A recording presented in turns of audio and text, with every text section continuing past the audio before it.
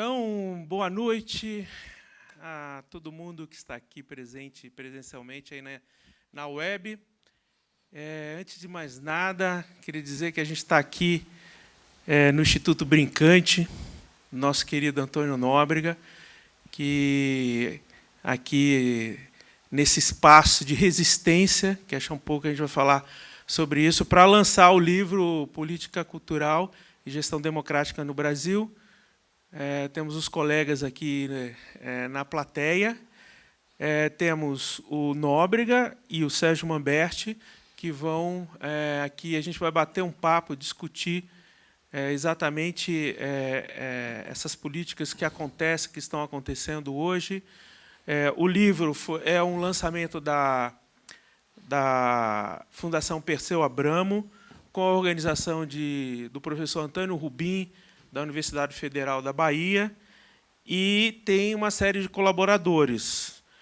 Américo Córdula, o nosso querido Antônio Cândido, salvo engano, essa talvez tenha sido a última publicação, embora o texto seja um texto já feito há bastante tempo, mas foi a última publicação do professor Antônio Cândido, a Deolinda Taveira, o Edélcio Mostaço, Fábio Fonseca de Castro, Flávio Aniceto, Hamilton Pereira, Jefferson Assunção, João Roberto Peixe, Jorge Bittar, José Roberto Severino, Lélia Abramo, nossa saudosa Lélia Abramo, Luiz Pilavares, Márcio Meira, a professora Marilena Chauí, Ricardo Queiroz Pinheiro, Roberto Gonçalves Lima, e Samarone Nunes e Vitor Ortiz.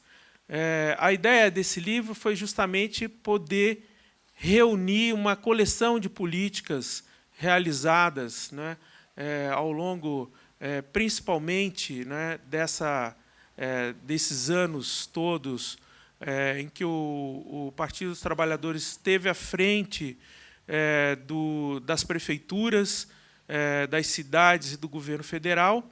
Mas, mais que isso, esses pensadores, professores, colaboradores, não é, que pensaram uma política que veio justamente aí atender a essa demanda que surgiu e que hoje a gente vem aí com muita dificuldade, não é, e tentando manter, né, o pilar da cultura como um eixo de desenvolvimento, né, dentro da perspectiva da importância que a cultura tem para justamente fazer parte do desenvolvimento da nação.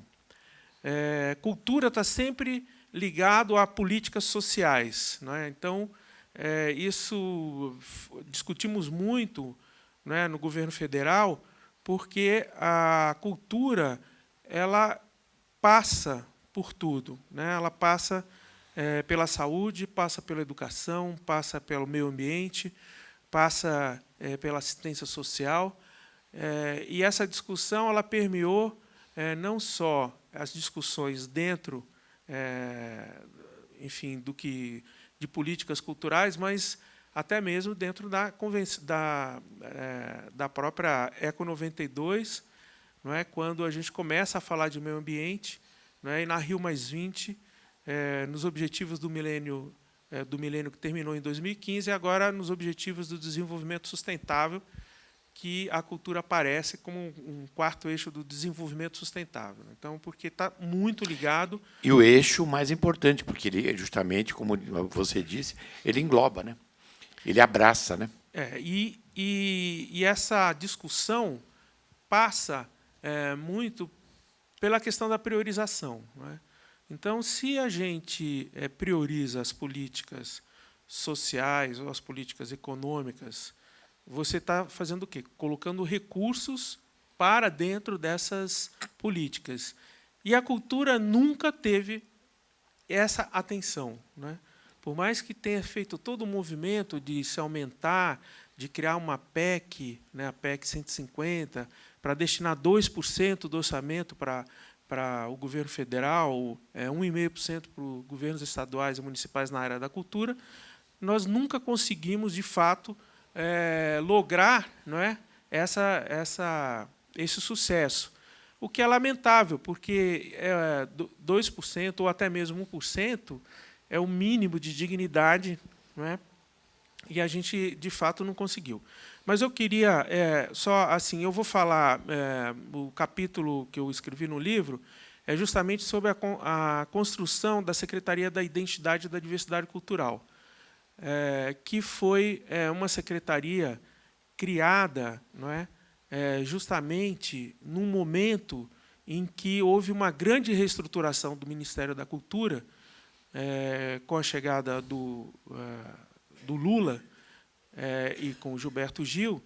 Então, quando se chegou no Ministério, o Ministério ele estava ainda numa situação muito precária, e diria até ainda não tinha uma estrutura para atender de fato, não é, a gama da nossa diversidade cultural.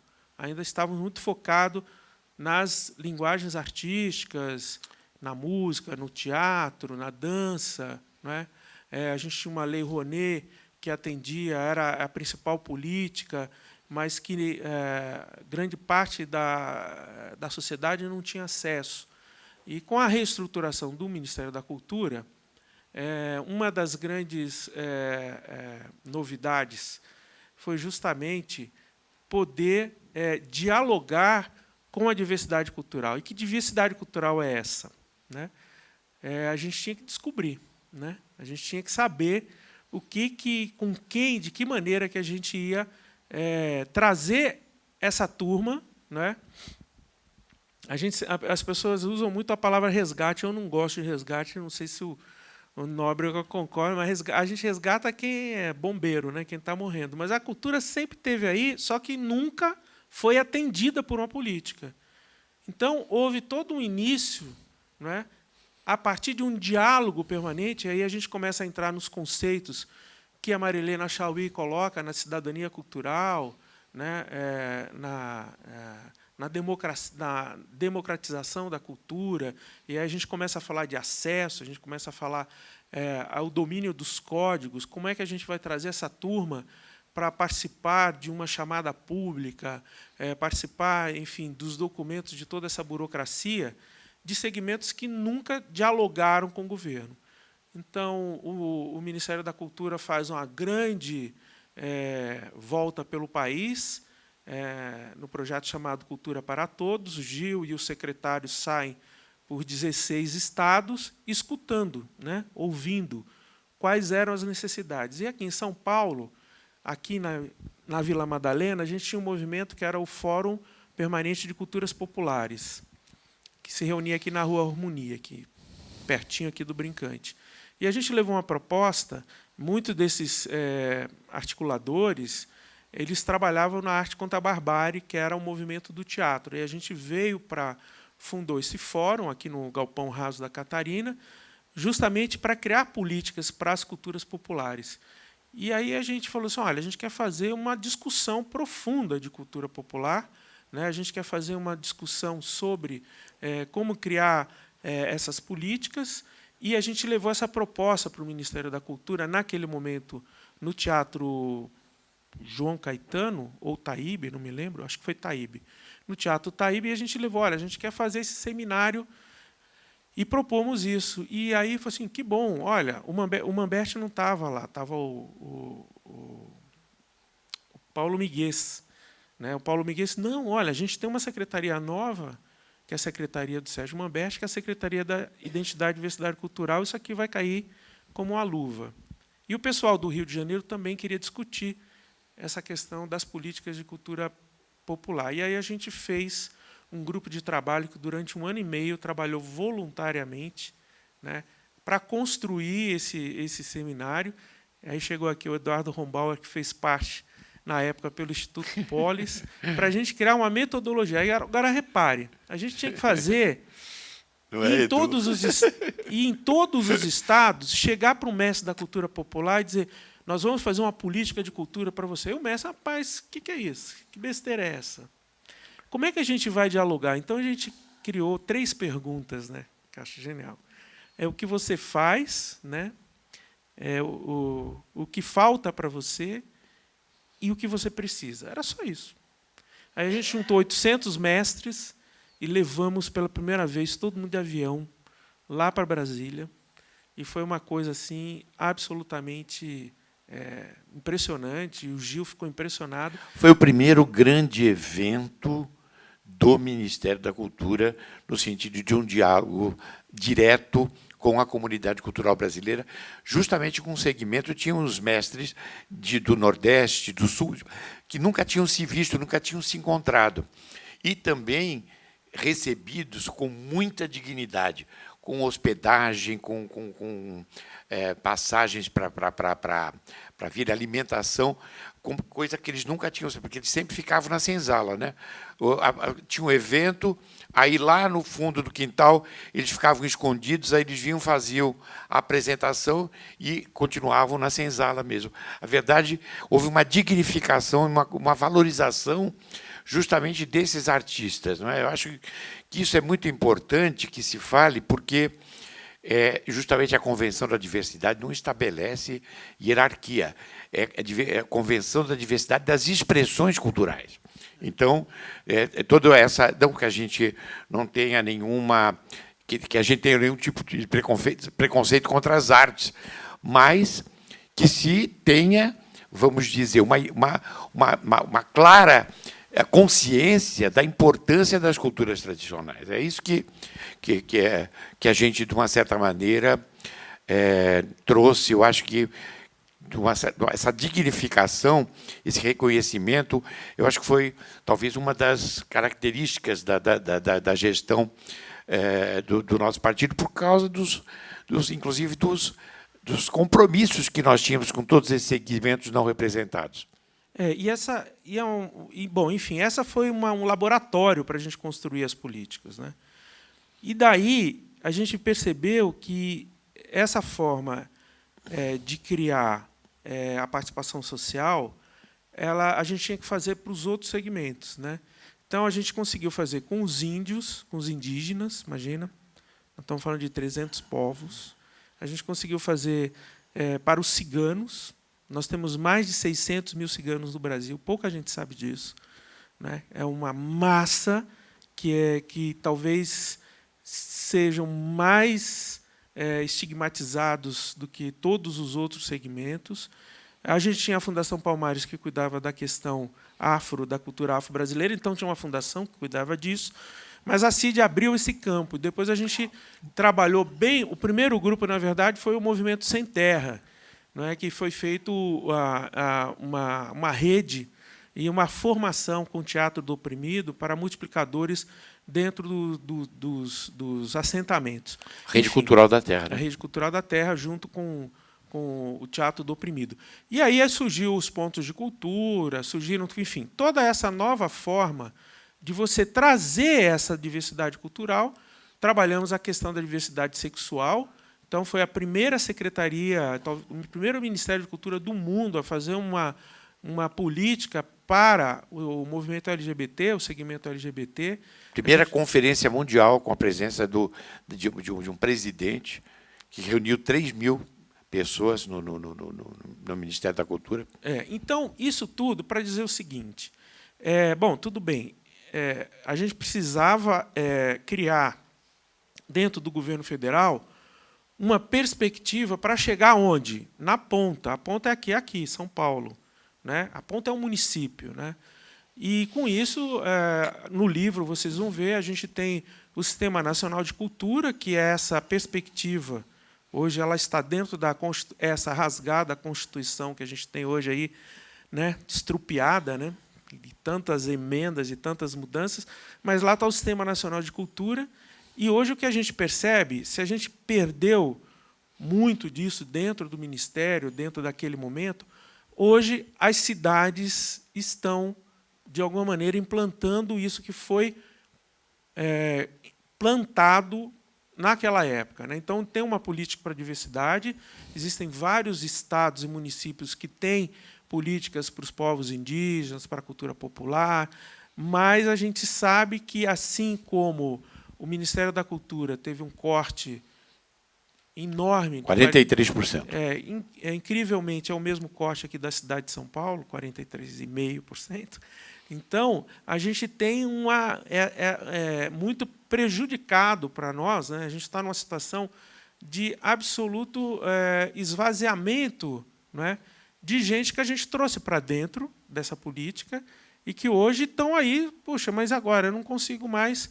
O mestre da cultura tinha uma oportunidade de trocar a sua alfaia, comprar um vestimenta para o seu brinquedo, e agora isso assim, poxa, agora não tem mais. A gente ficou órfão de novo. Então eles voltam a submergir, né? Então, a precisar ser resgatado de novo, né?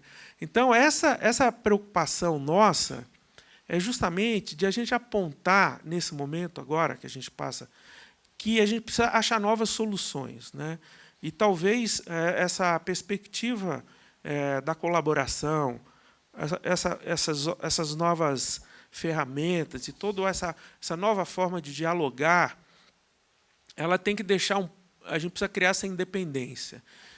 Eu lembro que hoje é muito criticado a política de editais, né? E, na verdade, essa política de editais da cultura foi inaugurada naquele momento, porque o edital era o instrumento mais democrático e mais direto para, por exemplo, um brincante poder participar. Um índio, a gente fez edital para índio, e o edital, o índio respondia ao edital, não, ele fazia inscrição oral. Ele gravava e a gente degravava, escolhia aí o dinheiro para ele lá, né? Então a gente criou esse modelo que depois foi replicado, copiado e hackeado, e um monte de gente faz isso, né? E foi interessante que nessa questão dos indígenas, quando a gente estava lá com o procurador, lá com o advogado do Ministério, a gente levou a pastinha lá perguntando se podia fazer inscrição oral. Aí a gente cheio de dedo e tal. Então, doutor, a gente quer fazer um edital para os índios, assim, tá? A gente está com problema, a gente quer fazer uma inscrição oral. Aí ele falou, pode. Aí eu falei, como pode? Eu vim esperando um não pode, né? Aí ele explicou que o direito é oral, é uma prática oral. A gente não fala assim, tudo o que você falar será usado contra você. Então, é a verdade. O que você está... tem um advogado aqui. Como é que é de fato quando você usa a palavra? Você diz o que você vale tanto quanto... Então, os índios começaram a mandar gravação por celular. A gente tinha um 0800. E a gente chegou em 90% dos povos que existiam, numa rede enorme. Então, quer dizer, eu dou esse exemplo como... E eu perguntei, por que não foi feito antes? Eu falei assim, porque ninguém pensou nisso antes. Né? A gente ficou todo orgulhoso, pensamos nisso. Mas para você ver que para você resolver os problemas, você tem que entender e dar uma solução de acesso. Né? Aqui em São Paulo, a gente teve o Jovem Monitor, que foi pegar os jovens da periferia, fazer uma capacitação.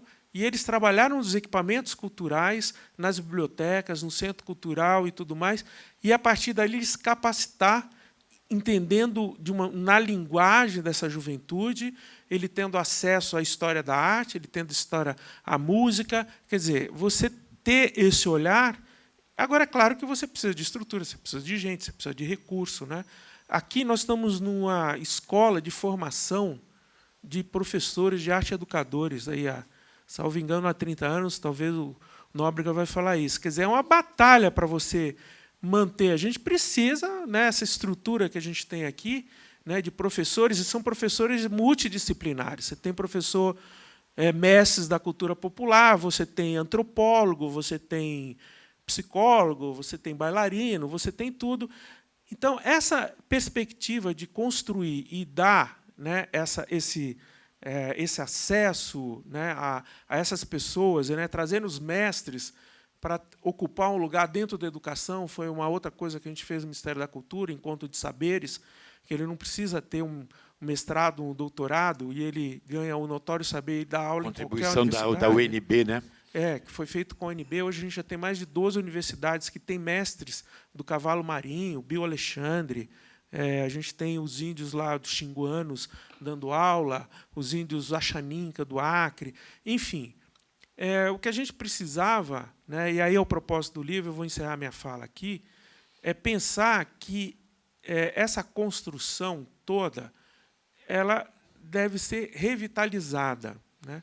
A gente sabe que existe hoje todo um massacre em cima do que o PT fez e que a gente, mas nesse livro a gente tem a oportunidade de ver relatos muito interessantes de cidades desde Itajaí, em Santa Catarina, como em Porto Alegre, em todos esses lugares que falam de políticas para a cultura. Então, o objetivo nosso é que a gente possa revisitar e transformar, porque agora também a gente está num outro momento, a gente está num momento de uma profunda crise, e essa crise tem que trazer novas soluções.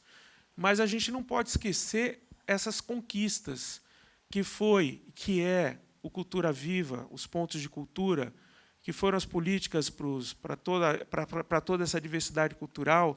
Né?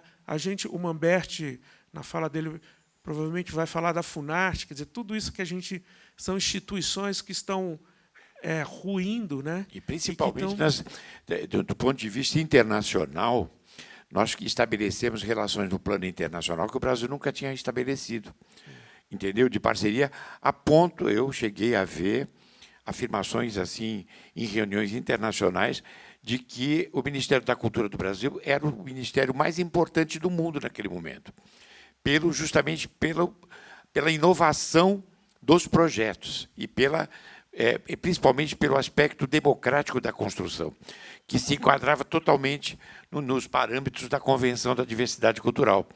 Então, tudo isso foi uma coisa... O Américo participou comigo de várias reuniões bilaterais aqui na América do Sul. O Américo representou o Brasil na ONU algumas vezes. Eu também fui à ONU. Eu também estive representando o Brasil num congresso internacional de todos os ministros da cultura do mundo. E, quando a gente falou sobre as políticas de cultura aqui, todos os ministros se levantaram e aplaudiram de pé. Não era a minha pessoa que estava sendo aplaudida, mas era o trabalho que estava sendo feito coletivamente, junto com a comunidade cultural, entendeu? Então, isso tudo, eu acho que esse aspecto coletivo de construção e de protagonismo de cada um desses segmentos, talvez tenha sido a marca mais importante.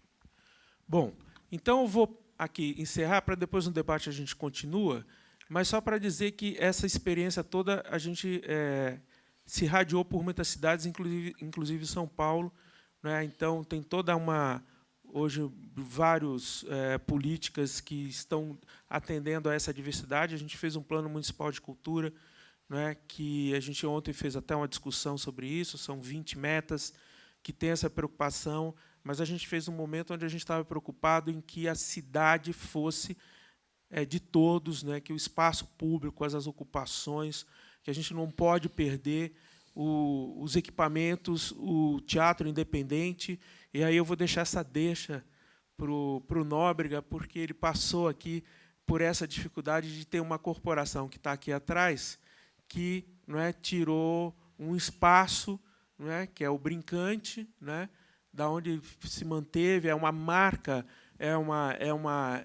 na verdade, ele é um patrimônio afetivo antes de mais nada, né? Quer dizer, você pensar a Vila Madalena sem o Brincante é como você tirar um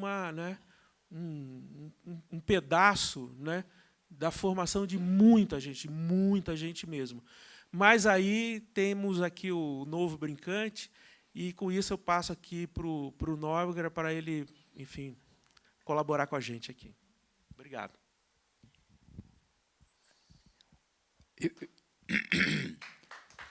Viva!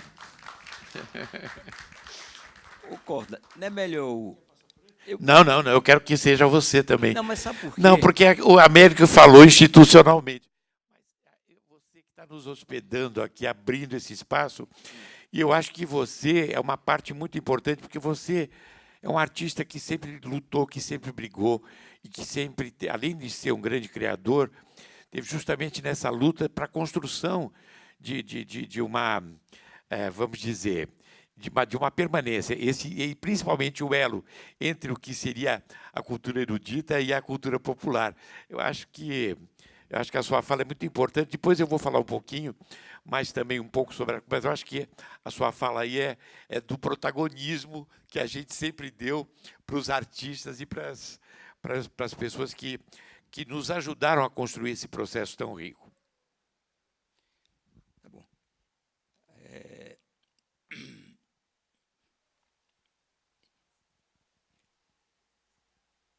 Bem, eu vou tentar relatar o quê? Eu não tenho uma ligação direta com o projeto cultural do governo Lula, não é? Então, eu acompanho, não diria de uma maneira longínqua, mas não tenho preparo, naturalmente, não sou nenhum protagonista que possa falar sobre os processos, os procedimentos, enfim, tomados em relação ao projeto cultural do governo petista.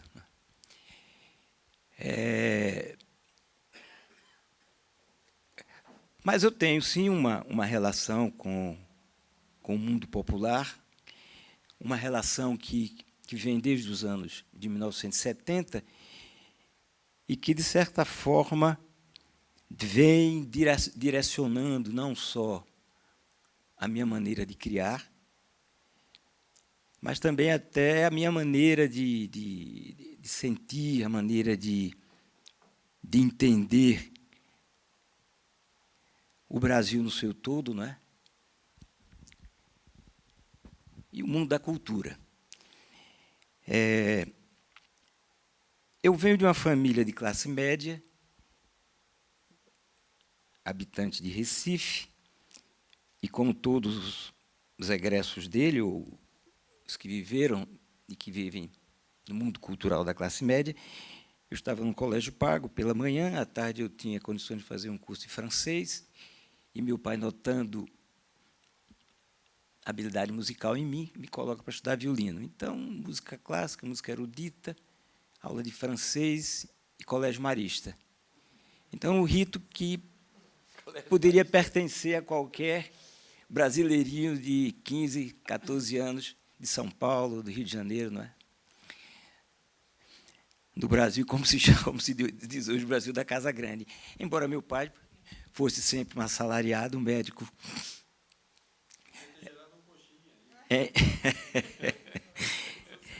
Médico sanitarista. Pois bem, então, aos 18 anos, eu recebo o convite do Ariano Suassuna para integrar um grupo chamado Quinteto Armorial. E o que era isso? Primeiro, o nome armorial não era um nome muito que frequenta, não é, o nosso imaginário, mesmo artístico, né? Propunha Ariano uma arte brasileira, uma arte erudita brasileira, referenciada no mundo popular. Então, ele me convida na condição de integrante do grupo musical, quinteto, para tocar violino, ou rabeca, né? E rabeca também. E aí já tinha notícia diferente para mim, o que diabo era rabeca? Né? Pois bem, mas eu topei, né? 18 anos, 19 anos, mesmo porque era um troco para mim, né? Doido para começar a ganhar uns continhos aí. E aí, então, a partir desse convite, eu comecei a me inteirar de um outro mundo cultural que até então eu não teria tido a oportunidade de conhecer. O mundo popular brasileiro, normalmente conhecido como cultura popular ou universo folclórico, né? Eu morava em Recife, repetindo até daí, sequer conhecia um frevo, né? Eu ouvira falar de frevo, maracatu, repente. Eram palavras estranhas para mim, né? E aí, então, fui começando a entender-me com esse mundo, e ele foi se tornando cada vez mais, foi me impregnando, né? foi me seduzindo, e eu, então, comecei a assimilá-lo. Assimilá-lo a partir de suas fontes, a partir do meu encontro com os brincantes populares, os dançarinos, os cantadores, etc. Aquilo tudo me encantava muito. Aprender um toque de alfaia, de bater maracatu, era um prazer muito grande para mim, me interessava, né? Aprender os passos de dança de frevo, a participar de um treino de caboclinho.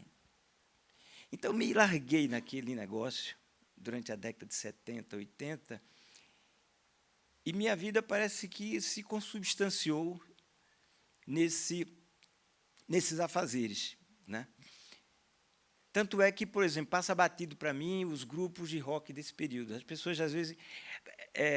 não sei, por exemplo, uma música do UD, não é UD, não é que chama, não. Oasis, Sting. Eu fiquei nos Beatles, eu fiquei no I Can't Get No Satisfaction, Yesterday, eu fiquei um pouco por aí, né? Só depois, no alvorecer, em meados da década de 80, que eu...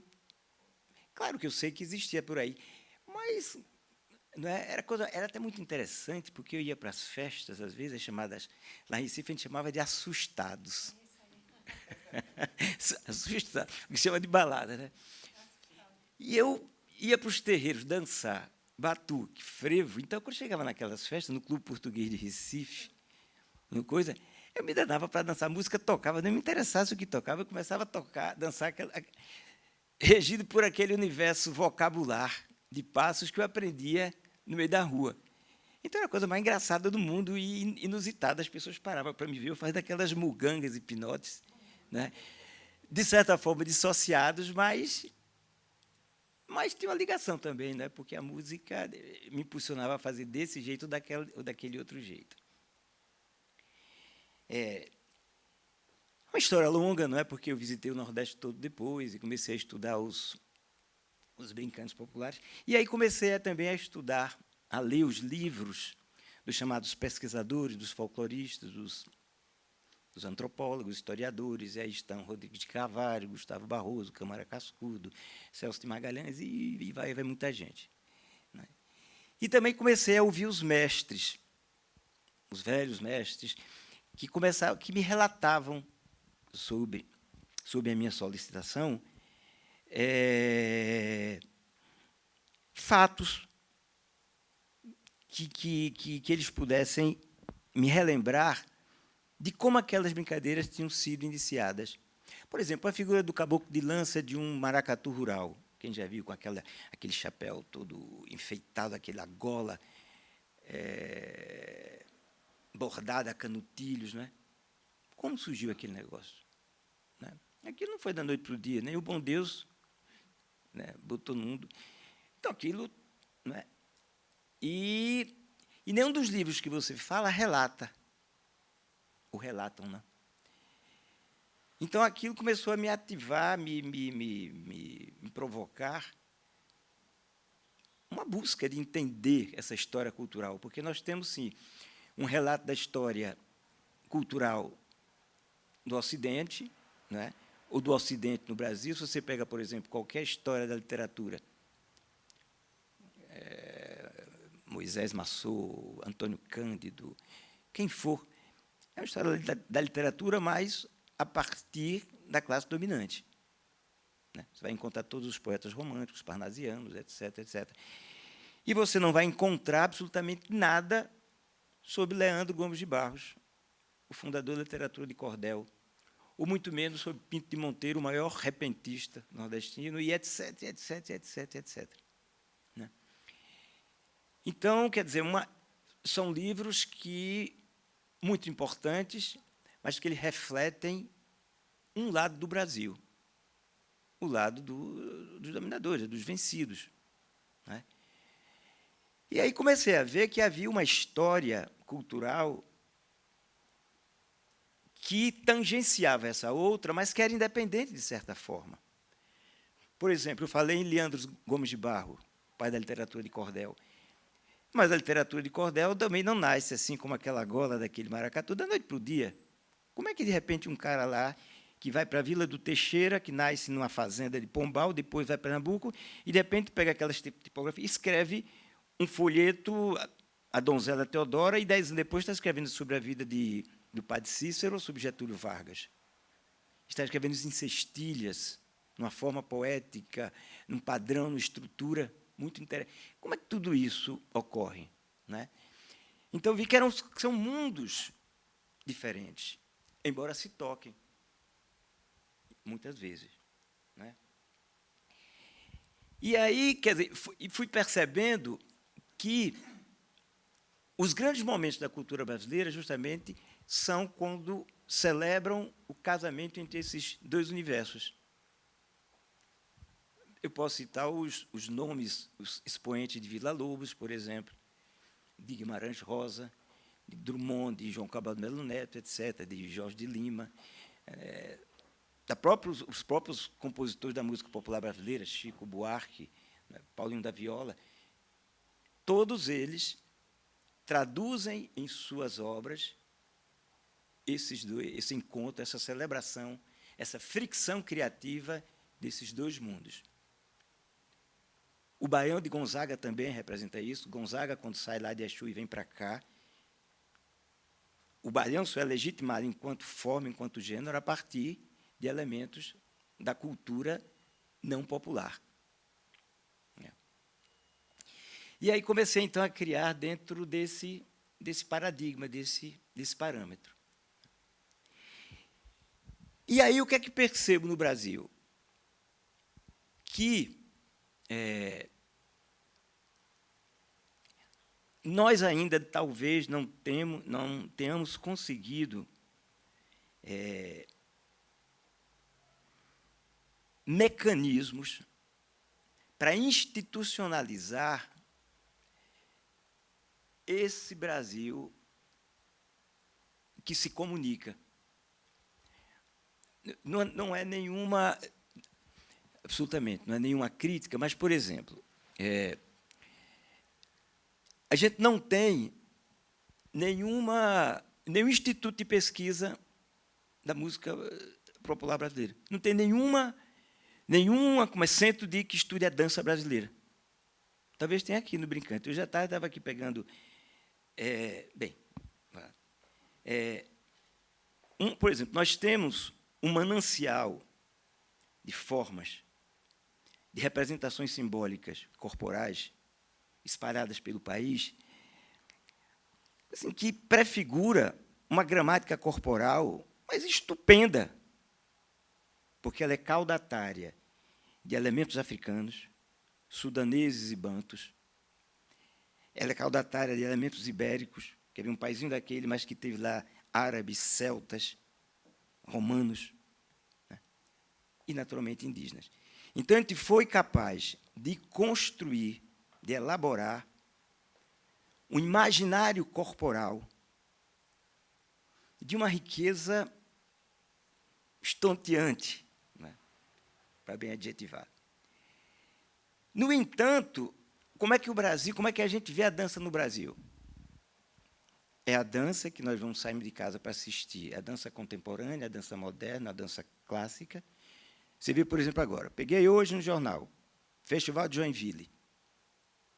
Aí, Festival de Joinville.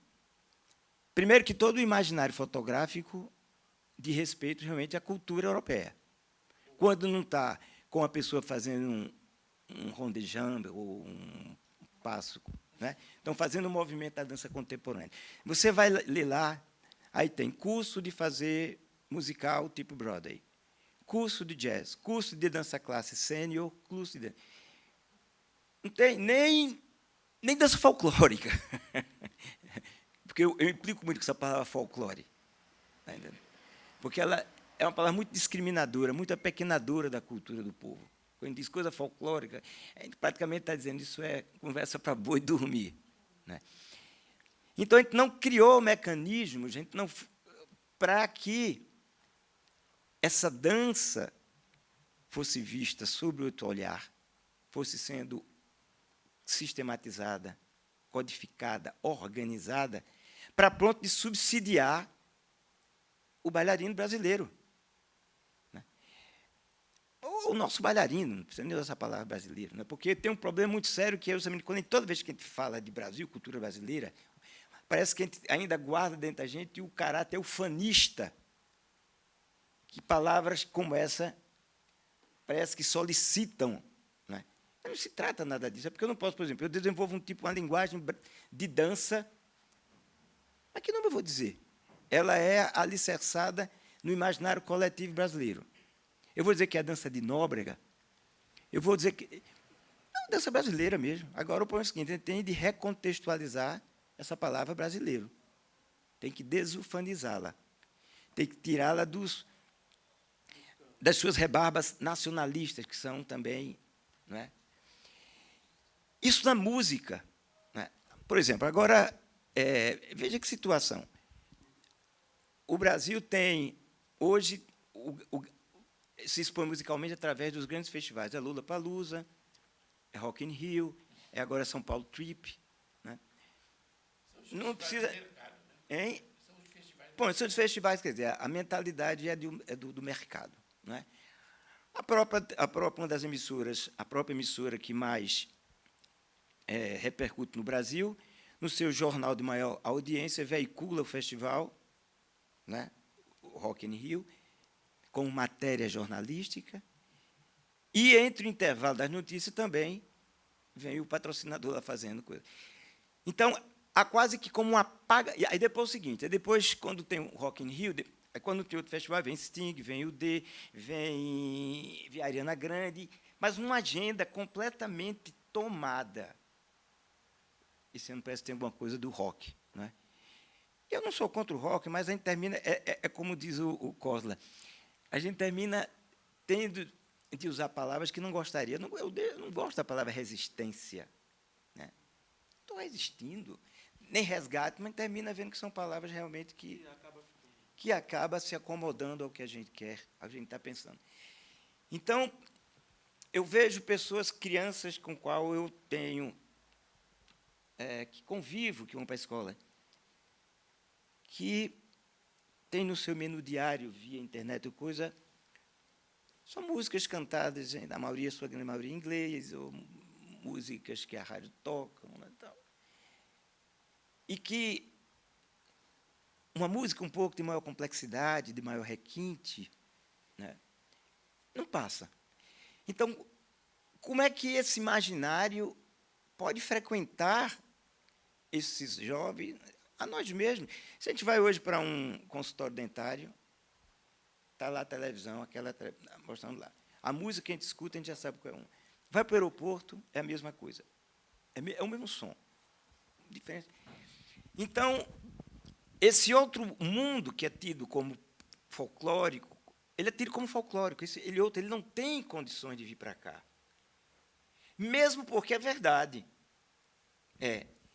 Nenhum de nós aqui vai acompanhar uma folia de reis e vai, sejamos francos, e vai ficar cantando a música de folia de reis ou o canto do Moçambique. Por quê? Porque aqueles cantos eles têm uma função, na maioria das vezes, no caso desse que eu estou dizendo, uma função religiosa. As pessoas não estão ali cantando para que a gente escute e ache que legal, não. Elas estão cantando devocionalmente. Estão mantendo uma relação com o santo. Então, aquilo tem uma função.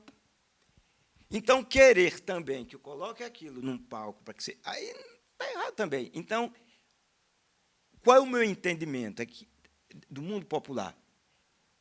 É que, quando uma cantigazinha daquela está sendo cantada ali, ele está usando um padrão, uma estrutura. Por exemplo, ele está usando lá vamos falar de estrutura muito simples, uma quadrinha. Uma quadrinha é uma forma poética, em redondilha, maior, verso de 7 sílabas, em que rima o segundo com o quarto. Não é fácil fazer improviso. Se vocês forem tentar fazer aqui, vocês provavelmente não vão conseguir de primeira. Né? Então, requer um adestramento formal para fazer aquela quadrinha. O que é que eles se inserem naquela quadrinha? O assunto da devoção dele. Muitas vezes, quando ele pega essa quadrinha, porque é muito bom no Moçambique, a gente bota na escola, a criança está repetindo aquela mesma quadrinha, mas não tem sentido nenhum, porque aquela quadrinha, o texto, faz parte daquele mundo lá. O que nos interessaria, o que deveria nos interessar, é o padrão. Porque se esse padrão está vivo há mais de 7 séculos, ele nasce com os vilancicos lá na Península Ibérica. Se ele está vivo há 7 séculos, é porque ele tem alguma função. É porque ele tem alguma razão, tem um papel. Né? É uma forma.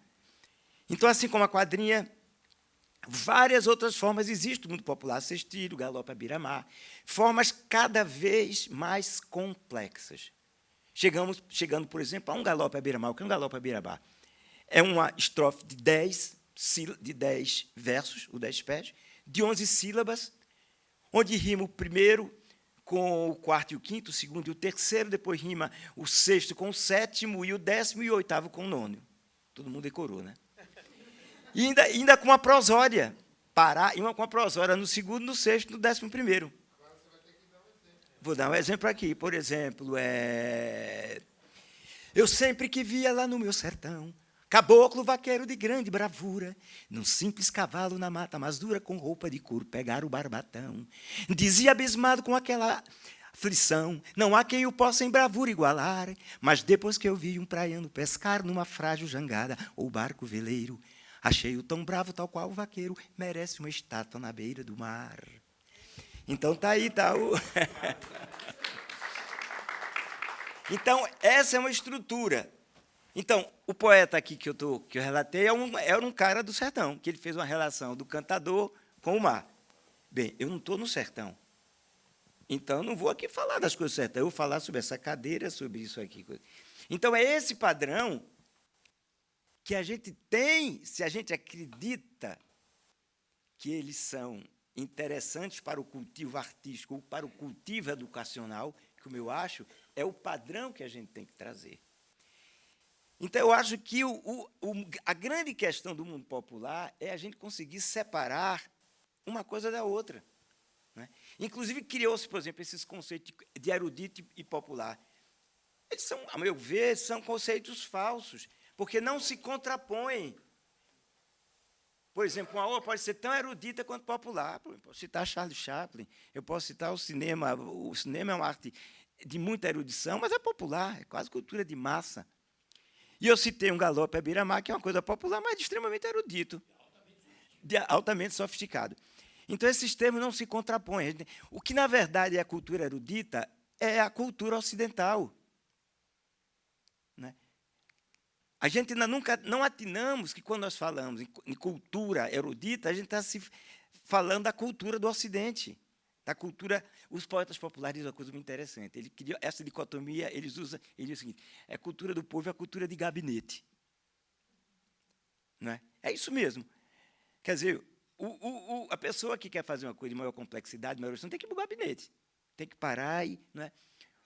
Ou cultura oral e cultura de gabinete. Né? Aí sim, aí são duas palavras que eu acho que se aproximam mais disso. Então, quer dizer, então, você falou isso aqui no Brincante.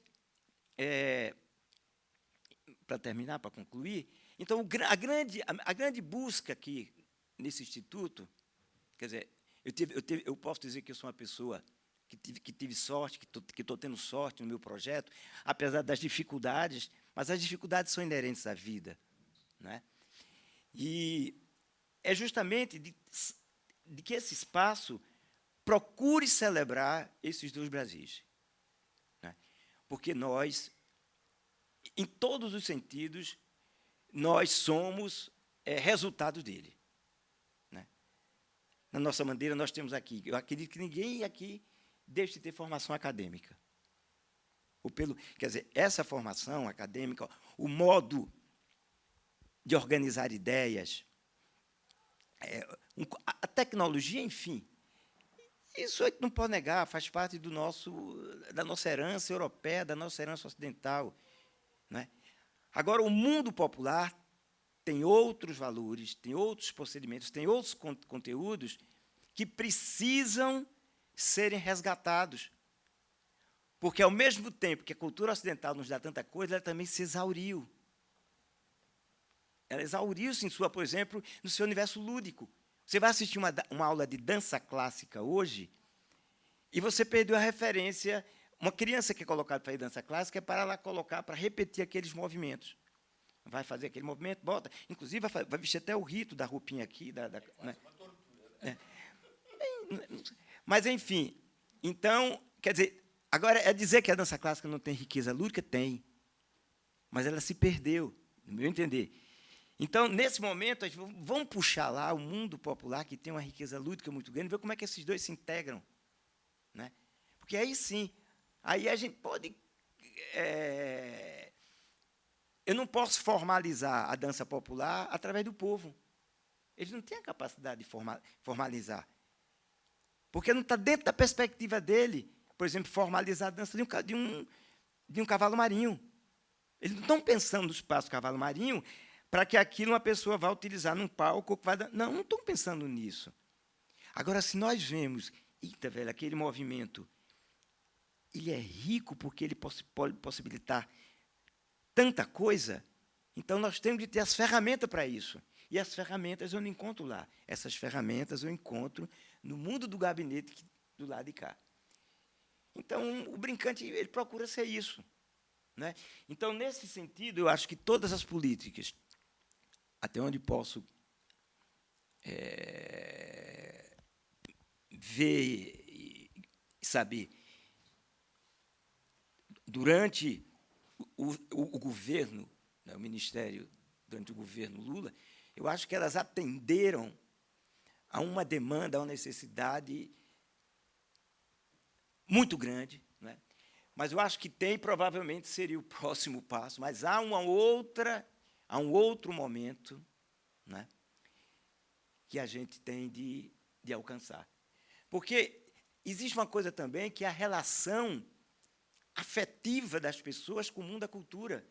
Muitas vezes eu conheço, por exemplo, pessoas que moram em Recife que vêm aqui ver Paul McCartney para escutá-lo cantar Yesterday, porque em algum momento da sua vida ele estava querendo uma namorada, ele estava numa coisa, e escutou Yesterday, e aquela música tem uma presença afetiva muito grande dentro dele. Então, e vai pagar R$ 1.250. Ele vai pagar até mais, como está se pagando tanto aqui. Mas é isso, nós somos assim. Né? Então, vai ocorrer um pouco a mesma coisa se um cara escutou, por exemplo, Acontece de Cartola, ou se escuta outro samba, um baião, num determinado momento, ele vai ter a mesma ligação afetiva. Né? Então, a arte também tem essa presença afetiva. Agora, quer dizer, não pode ser somente isso, claro. Né? E também, por esse lado, a gente não está dando. Por exemplo, eu pergunto a um jovem que está indo para a Ariana Grande, que está assistindo coisa, se algum dia eu for mostrar Cartola e coisa, eles podem admirar aquilo pela beleza da coisa, mas eles não vão ter mais uma ligação afetiva. Passou. O Brasil escorreu-se. Né? Bem, agora, se eu for falar ainda dos outros valores, por exemplo, a gente tem uma dança e tem uma música que é sincopada. O que quer dizer isso? Quer dizer muita coisa. Né? Mas é um assunto... Então, quer dizer, a gente tem que estudar Brasil. Na verdade, é o seguinte, a gente tem que estudar Brasil. Né? A gente não pode ficar... Nobre, você me permite só dizer... Bom, desculpa, eu falo muito, meu defeito é esse aqui. Não, mas eu queria... É contigo ainda o seguinte, na segunda Conferência Nacional de Cultura, você foi lá para o Teatro Nacional e você fez... Pelo menos foi a primeira vez que eu vi a aula espetáculo propondo a disciplina de música brasileira a partir... Você podia falar um pouquinho disso, talvez, agora? Porque e saber como é que está isso, porque isso foi lá em 2010, a gente já está em 2007, né? E você fez essa aula, acho que o Lula, a Dilma estava junto, acredito que sim, mas você mostrou, olha, a gente tem que ter uma disciplina para entender isso. Eu queria que você falasse um pouco sobre isso. Eu estou escrevendo um livro, até assim, devo até reconhecer aqui, escrevendo um livro que tem o nome de Compasso Sincopado. É uma tentativa de sistematizar uma dança brasileira, e esse prêmio eu ganhei, é o prêmio Klaus Viana, 2014. Né? Pagaram um pouco atrasado, mas o ano passado saiu atrasado, porque aí coincidiu com aquelas crises, né? Mas eu também estou atrasado com ele. Bom, Estou descontando, porque as ideias foram se fermentando de tal maneira, então, mas eles já está sendo veiculado no site da Funarte, né? Então, é uma tentativa. Eu estou fazendo primeiro no campo da dança, mas depois vou tentar fazer depois pela poesia. E é justamente isso, é sistematizar o imaginário corporal popular brasileiro, no sentido de ele se tornar uma gramática apta a ser utilizado pelas escolas de dança, pelos bailarinos, etc. Então, uma das questões, assim, no meu... Eu não sou um professor cotidiano, mas quando eu dou aula, às vezes, de dança, uma das dificuldades é a pessoa que trabalha com, por exemplo, quer trabalhar com dança brasileira, entender que ela pode se passar dentro de um universo disciplinar, ou seja, treinamentos, né? Assim como se faz com a dança clássica, se for qualquer uma. Agora, não pode ser aquela... O sistema é que tem que ser errado, não pode ser um sistema... Você muda a dinâmica, né? Mas não tem forma de você aprender um conhecimento se não tiver disciplina, se não tiver organização, né? E aí você entra na seguinte questão. Ora, dança brasileira, mas forró, gafia, isso é dança espontânea, né? E primeiro que não é. Porque você vai falar, por exemplo, com um mestre de capoeira, com um mestre de coisa, ele vai, tintim por tintim, dentro da informalidade dele, que vocês conhecem, ele vai explicar aquele negócio, né? Então, por exemplo, quando eu falei aqui da poesia, uma pessoa que escuta eu cantando aquele coisa, vai examinar que tem tudo aquilo no que eu falei, que tem aquelas rimas, que tem aquele negócio. Se eu mostrasse aqui no audiovisual, vocês iam ver, as rimas, estava tudo ali, né? Então, tem que haver isso. Mas, depois, além da dificuldade de a gente ver que dança... Bem, dança. A dança já é uma coisinha sem dança, tem que é espontânea. Depois, dança brasileira. Depois, o seguinte, a natureza já do brasileiro, né, que já tem essa natureza, inclusive muito, cada vez mais apregoada. Então, por exemplo, esse conceito de antropofagia, velho, é uma maravilha também para colaborar com um pouco com a desfaçatez mesmo cultural nossa. Porque tem uma coisa até interessante, o feitiço termina virando contra o feiticeiro. Hoje tudo tem que se misturar. Hoje tudo tem que entrar em fusão. Parece que antropofagia, eles começam a legitimar a arte. Uma coisa que não se fusione, que não entre em contato com outra, que não coisa, parece que perde a sua legitimidade. Aí está sendo refém de um conceito. Quer dizer, tanto pode quanto não pode. Por exemplo, eu fiz uma canção chamada Chegança, sou pataxó, sou chavante, que eu me utilizei de um ritmo de caboclinho, usei de uma forma popular chamada carretilha, sou pataxó, sou chavante, cariri, yanomami, sou tupi, guarani, sou carajá, sou pancararu, carijó, tupinajé, potiguar, sou caeté, funiô, tupinambá. Ou seja, é um padrão rítmico e estrófico de uma poesia. E usei uma cantiga como refrão de um rezado lá de Juazeiro. Ou seja, fiz um cara de fusão. Mas uma fusão interna. Não precisei fazer fusão com rock, com coisa. Não que eu sou contra, porque eu também faço. Mas, quer dizer, existe também uma coisa que é interna, que é um processo de amadurecimento interno, que é de reconhecimento das nossas formas, da nossa família cultural. E que em algumas regiões estão sendo feitas. Por exemplo, Maracatu Rural continua fazendo isso. Mas se essa coisa é muito de cima para baixo, se cria-se o conceito que tudo tem que funcionar com rock ou com pop, aí lascou-se. Né? Porque também quebra essa etapa. Mas, então, aí é o seguinte, então eu estou dizendo que... e, além do mal, o seguinte, tem um processo mundial que, depois de 68, a gente chutou a barraca. É proibido proibir. Que está certo, até certo ponto. Hein? Porque é o seguinte, quando o movimento de 68 foi um movimento europeu, ocidental, na França, que tem muito a ver com o Brasil, mas ele não pode, quer dizer, a visão de mundo europeia, ocidental, não pode ser transplantado aqui ipsilíteres. Porque é o seguinte, porque o Brasil não é só a Europa. A gente não conseguiu nem ser moderno. A gente não sabe nem atravessar uma rua. Você vê o seguinte, tem faixa branca aqui. O cara vai para o mesmo lugar ali. Mas uma coisa que ele vai atravessar aqui. Eu mesmo faço isso, eu fiz isso ontem. Tá vendo? O que é que eu quero dizer? Que nós temos um tempo ainda emotivo, emocional, diferente do alemão. O alemão não vai fazer isso, em tese. Porque ele já, quer dizer, a cultura já deu a ele um tempo emocional diferente. A cultura nossa não deu um tempo emocional. É por isso que eu digo, se você praticar dança com o rigor que ela precisa, você vai ajudar a ter esse tempo. Porque você não vai ver a dança somente. Né? A poesia também, a poesia tem forma. O que é que você faz quando você tenta fazer uma quadrinha?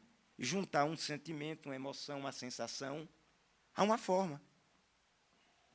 Não sei, eu acho que isso ajuda a gente a organizar esses dois lugares, que a gente está sempre brigando. A gente está sempre aqui, o telefone toca, não atende, estou dirigindo o carro. Né? Pô, a gente tem que... São dois padrões. Um é a ordem, que a gente sabe que não deve atender. Não sabe?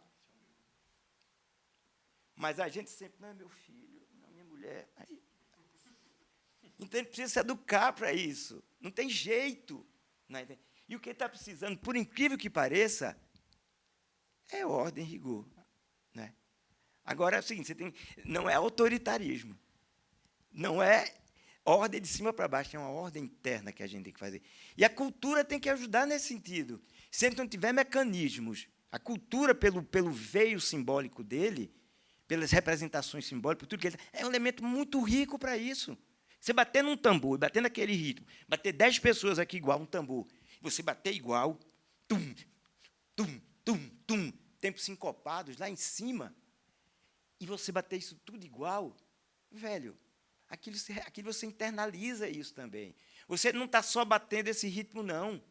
Você está cimentando conexões aqui dentro de você que extrapolam o seu bater ali, que ajudam na sua vida. Eu não sou neurocientista, não, entendeu? Mas o pouco que eu já li já me deu embasamento para dizer isso.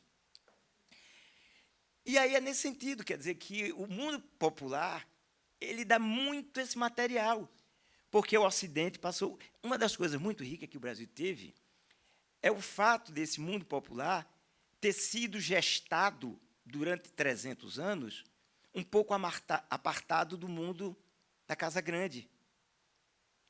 Você veja, o Brasil só foi aberto às outras nações amigas depois que a família... As cortes chegaram aqui. Bem ou mal, isso trazia algum anteparo. Né? Então, é trágico dizer isso, mas a cultura que a gente criou, ela é um contrapeso, é um contraponto ao sistema escravocrata. Né? Ou seja, aquilo que os negros, que os pardos, que os mulatos passaram, eles nos deram, em troca, uma flor. Né? E a gente não está sendo capaz de entender essa flor. Né? A gente despreza. A gente não só despreza os portadores dessa flor, nas favelas do Brasil, é por isso que o Rio está aí. É curioso que o Rio, capital federal, as cortes chegam, está entendendo? Na metade de 1850, ou no final do século XIX, a reforma Pereira Passos, incensada pelas reformas do arquiteto francês Wiseman, né? Então destrói aquele mundo todo, os casarões, e onde bota onde? Os pardos, os mulatos negros. Não, nem botaram, eles fugiram para lá. Né? Os egressos da Guerra do Paraguai, os egressos lá da Guerra do Canudos, foram para onde? E promessas que eles dariam casa. Foram para onde? Favela é até muito significativo, né? Que o nome favela era um morro lá de Canudos, né? O morro da favela, porque tinha muita planta favela. Né? Só podia dar no que deu. Aí. Quer dizer, a própria excrescência brasileira hoje tem como símbolo os morros cariocas, que nasceram da excrescência brasileira, não é? Na época da capital federal, em fazer o que fizeram com os recém-libertados. Né? E eles, apesar de tudo, nos deram samba, né? Quer dizer, a maior representação cultural brasileira em termos de música, o choro, o próprio baião. Não, baião não, baião é popular mesmo lá do Nordeste, mas Gonzaga tocava muito baião, era no Mangue, lá no Meretrício, que também na periferia do Rio. Enfim, como vocês veem, é um mundo que a gente precisa historicizar mais o mundo popular brasileiro, para a gente entender esse país, né? E ver como ele é rico, não é? Que a gente tem que virar essa página de dizer que cultura popular não, porque a gente tem que mostrar cultura popular, porque é o Brasil, mostra o Brasil. Não, velho, não é por causa disso, não. A gente tem que encontrar valor nisso, né? E a gente só reconhece esse valor no carnaval, quando pula, né? Para isso o Brasil é legal. Para isso o povo é legal. O povo é legal, o povo do carnaval, o povo da escola de samba, né? Para a festa junina, tudo esse Brasil, coisa, né? Agora, na hora da gente... Não, velho, agora vamos ver o que está por dentro disso, né? Vamos estudar mesmo. A gente não criou mecanismos para isso, né? Desculpe falar. Muito bem, obrigado. Uma aula. Não, gente, a gente tem que aproveitar, quer dizer, embora a gente seja aqui uma seleção, né, um público selecionado aqui, a gente tem que registrar, gravar, depois a gente tem essas coisas, replica, porque a gente sabe, assim, quer dizer, eu vi, o meu pai deu aula na Federal de Pernambuco para Hermilo e era companheiro de Ariano. Então, a gente fazia as aulas de folclore, o Hermilo dava na feira. E a gente ia na feira ver as aulas, né? E aí eu vi Ariano, eu vi 200 vezes, a gente já sabia, até decorava as aulas, espetáculo dele, mas você não tem... Você ter essa oportunidade de a gente sempre falar disso, e falar com propriedade, é muito bom. Então, sem mais delongas, eu vou passar aqui para o Mamberti. Bom, o Mamberti, ele foi o responsável pela criação da Secretaria da Identidade e da Diversidade Cultural, e foi muito por causa dele que essa secretaria ela existiu, né, na verdade, porque não estava nos planos, e foi uma grande batalha naquele momento, e o Mamberti, com o histórico dele de militância na cultura, mas de uma forma ampla, né, ele pôde, enfim, colocar essa estrutura dentro da reforma do Ministério. A secretaria durou 8 anos, os 2 governos Lula. No governo Dilma, ela fundiu com a Secretaria dos Pontos de Cultura e se acabou, né? Quer dizer, então, ela era, eu sempre digo, no livro eu falo isso, é uma secretaria de gestão. E depois o Mamberti, no meio disso, ele foi para a Funarte, pegou uma crise na Funarte, uma crise muito grande, talvez você pudesse falar um pouco sobre isso. E, no governo Dilma, ele foi o secretário de Políticas Culturais, eu fui junto com ele, e aí a gente fez o último esforço de construir o Plano Nacional de Cultura, enfim, de implantar o sistema de informações e indicadores culturais, tudo isso, né? Então, foram aí 12 anos. Né? Então, eu queria que você desse uma pincelada nisso que você contribuiu. Bom, boa noite a todos. Estou muito feliz de estar aqui no espaço, fiquei muito contente de ver assim, com uma luta pessoal sua. Eu me lembro que nós estivemos juntos ali naquele processo de resistência do velho brincante aqui do lado, no último dia. Foi no show. E, embora você diga que você não tenha participado tão intensamente do processo das conferências e de toda a gestão da cultura, de participação no processo de construção das políticas públicas de cultura do governo, na verdade, você sempre esteve muito presente na nossa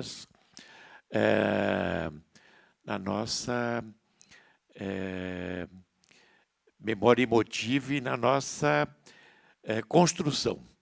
pela sua trajetória. Você estava construindo um trabalho que tem um lado muito pessoal, embora eu até diga a você que tudo que você falou aqui, eu sinto uma profunda identidade com tudo que você falou, e digo que todo o esforço que nós fizemos durante o governo Lula foi justamente no sentido de concretizar isso. Só que, para isso, era fundamental que a gente concretizasse, institucionalizasse um Ministério da Cultura inexistente. O Ministério da Cultura ele começa a existir ali durante a ditadura, ali com o Capanema e tudo, com presenças como a do Mário de Andrade, Rodrigo Melo Franco, que é a questão de proteção do patrimônio histórico, o Instituto de Patrimônio Histórico, que preservou o patrimônio barroco brasileiro e toda a questão, vamos dizer, a atenção do Mário de Andrade com relação a essa construção tão importante entre o que se chama de erudito e de popular, e que o Mário de Andrade, de uma certa maneira, tinha uma consciência clara, né? Aquela viagem que ele faz pelo Brasil. Então, a gente estava absolutamente inspirado por esse processo. Eu, quando comecei a fazer o curso da Escola de Arte Dramática aqui, você estava falando de ritmo, nós tínhamos, inclusive, uma cadeira que chamava Ritmo, que era a Chinita Ullmann, que era uma alemã, que veio, e que ela falava que todo o processo de construção do ator ele tem que ter uma pulsação e um ritmo. Então, a gente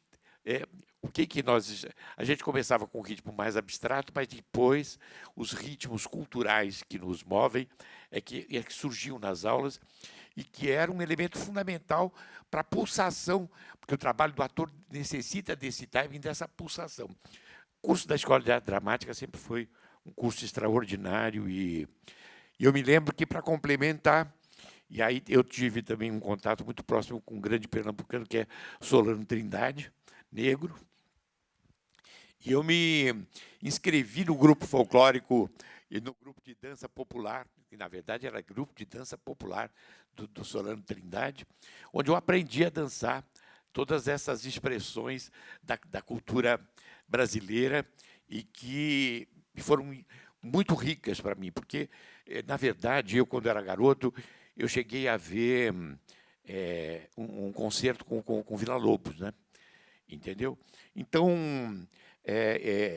o Baião de Luiz Gonzaga inspirou toda uma fase da minha infância.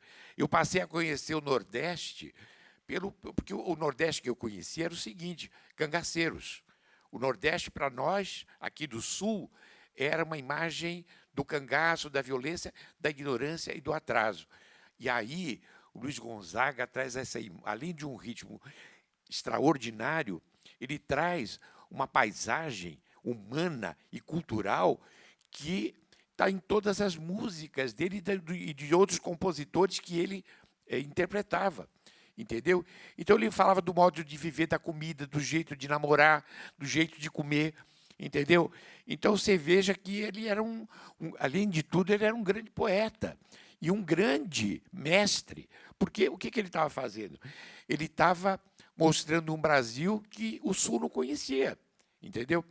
Então, eu diria que, e aí o coletivo de cultura do Partido dos Trabalhadores, que nasce com Adriano Pedrosa, que nasce com Antônio Cândido, com Lélia Abramo, e todos os artistas e intelectuais que criaram e fundaram o partido, e eu tive participando desse processo da fundação também, havia esse compromisso nosso com a cultura de justamente criar uma institucionalidade da cultura que permitisse a gente chegar nesse estágio que você está falando, que certamente na verdade, infelizmente, é um segundo estágio, porque você primeiro precisa ter um ministério que se preocupe com isso. Como o Malraux criou um ministério na França, que se preocupasse exatamente com isso depois da guerra.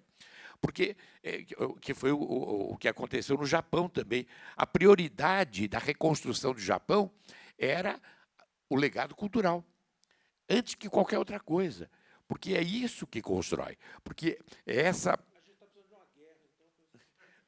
Mas, na verdade, nós estamos numa guerra, né, Américo? Não é que a gente precise. A guerra está instalada. Ela está aqui na Morato Coelho, esses dias, os policiais mataram um rapaz porque ele pediu comida. Entendeu? Essa guerra está instalada com os índios que estão sendo massacrados. Eu agora soube que foi paralisado um processo de demarcação de 232 áreas indígenas. Entendeu? Porque o que nós ouvíamos falar lá? É que é muito pouca terra para pouco índio.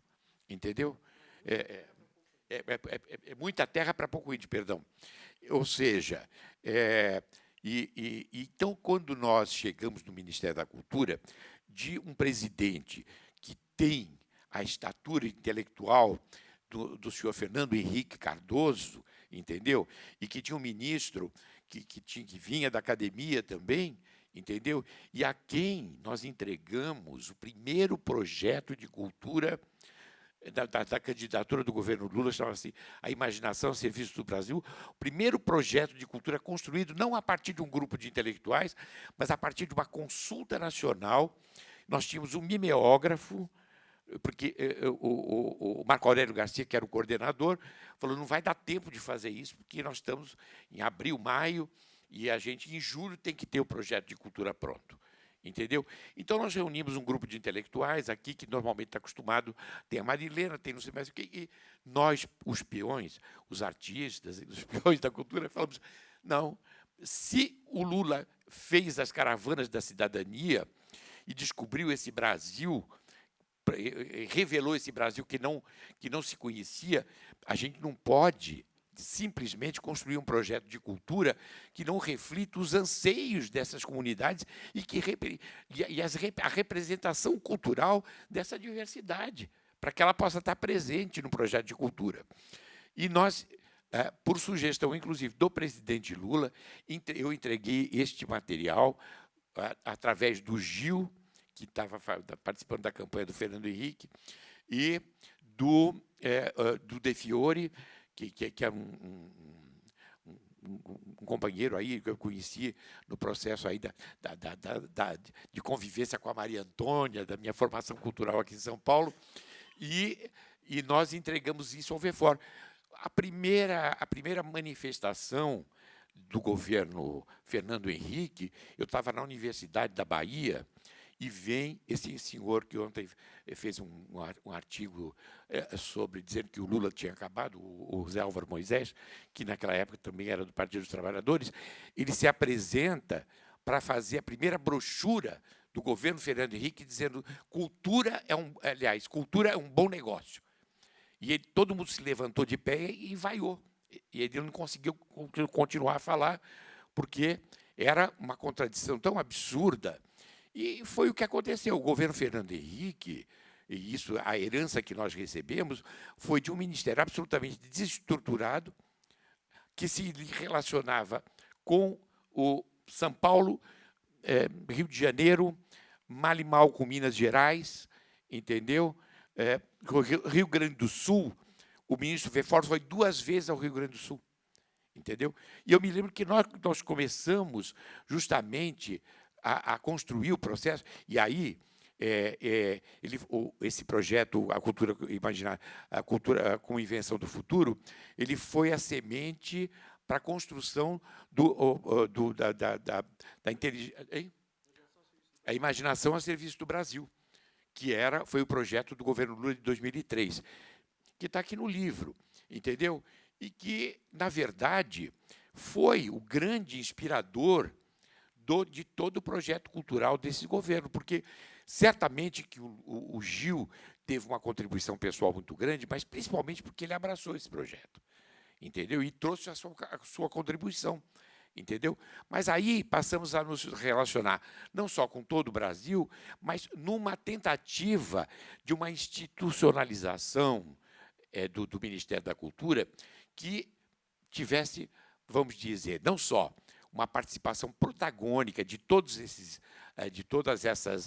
segmentos culturais que compõem a diversidade cultural, mas que também tivesse recursos para poder a gente poder chegar nesse ponto que o Nóbrega falou, que é o ponto, de repente, o que é a Escola de Arte Dramática de São Paulo? O doutor Alfredo Mesquita, ele trouxe os ensinamentos do Conservatório Francês, mas aqui isso já em função de uma grande atividade que teatro adquiriu um formato brasileiro, embora tivesse os italianos que chegaram aqui da Versa, Gianni Rato, que foram meus professores e tudo,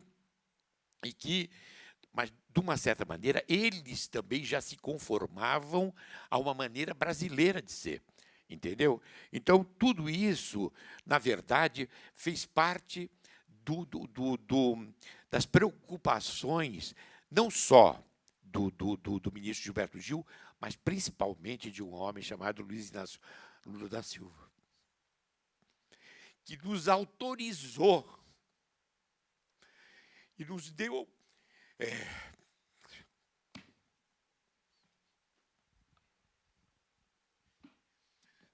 deu a força para poder fazer isso, a ponto de, quando nós chegamos na Convenção da Diversidade Cultural, que já fazia parte das nossas preocupações aqui nas discussões culturais dentro do coletivo de cultura do Partido dos Trabalhadores. Então, não era um assunto estranho para a gente, entendeu? E nós chegamos lá, em Paris, com a sugestão de que, porque Nóbrega era uma convenção absolutamente ousada e contemporânea, e lá estava o seguinte: Convenção sobre a promoção e a proteção dos conteúdos culturais e as expressões artísticas. Ou seja, de novo, estava estabelecida essa hierarquia da Casa Grande e Senzala, entendeu? Dessa dicotomia, como se uma coisa e outra não tivessem absolutamente, intimamente ligadas, entendeu?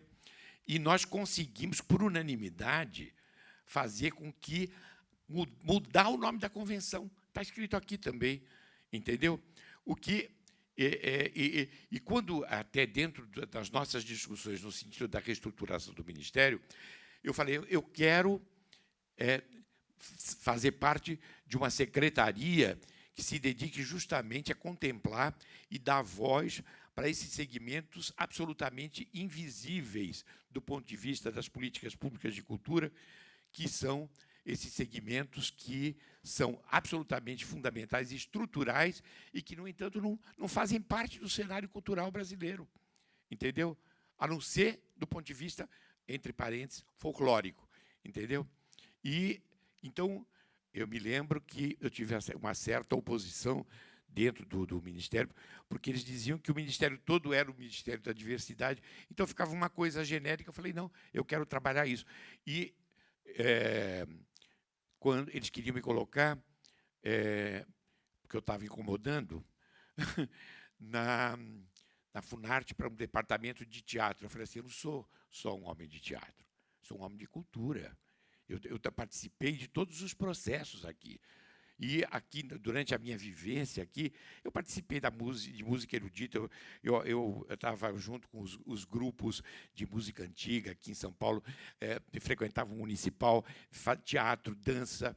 Os primeiros grupos, a fundação da primeira companhia de dança brasileira, que foi a da Márica Guidali, porque não tinha companhia de dança brasileira profissional, certamente profundamente identificado com os movimentos culturais da Bahia e de Recife, entendeu? Onde Ariano pontuava, Hermilo, entendeu? Os festivais de Pascoal Carlos Magno nos uniam e nos faziam, não é? Você participou desse processo, era onde a gente se encontrava e a gente trocava muitas informações, e toda essa riqueza estava muito presente, entendeu?